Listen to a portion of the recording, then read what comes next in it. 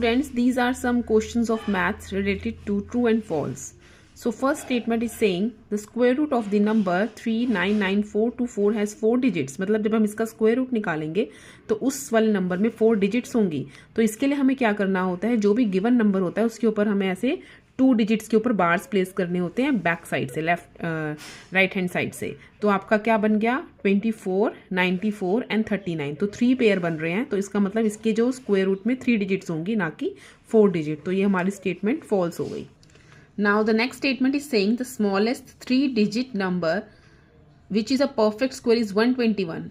So ये statement हमारी भी false होगी क्योंकि smallest 3 digit जो perfect square है वो है हमारा 100, ना कि 121. So ये भी हमारा false हो गया. Now the next statement is saying the square of a number can never be a prime number.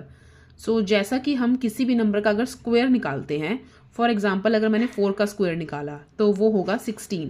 And 16 के अब कितने फैक्टर्स हो गए, 16 खुद हो गया, 1 तो है ही है, और साथ में अब 4 भी हो गया. सो इट मीन्स कभी भी एक स्क्वायर नंबर पर प्राइम नंबर नहीं हो सकता. तो इसका मतलब ये स्टेटमेंट हमारी क्या है, ट्रू है, क्योंकि प्राइम नंबर के ऑलवेज 2 फैक्टर्स होते हैं, एक वो नंबर खुद और एक 1. Now the next statement is if the selling price of 12 water bottles is equal to the cost price of 15 water bottles then there is no profit or no loss. तो हमें ऐसा ही लग रहा है कि दोनों जब इक्वल है तो नो प्रॉफिट होगा ना ही लॉस होगा, बट ऐसा नहीं है. ये स्टेटमेंट हमारी फॉल्स है. इस केस में हमें प्रॉफिट होगा, तो यहाँ पे हम फॉल्स लिखते हैं. Now the last statement is saying if a number is a factor of the sum of 2 numbers. किसी भी 2 नंबर्स का अगर आप सम कर रहे हैं और कोई नंबर अगर उसका फैक्टर होता है तो क्या वो उन 2 नंबर्स का भी फैक्टर हो जाएगा जिनका हम सम करने जा रहे हैं.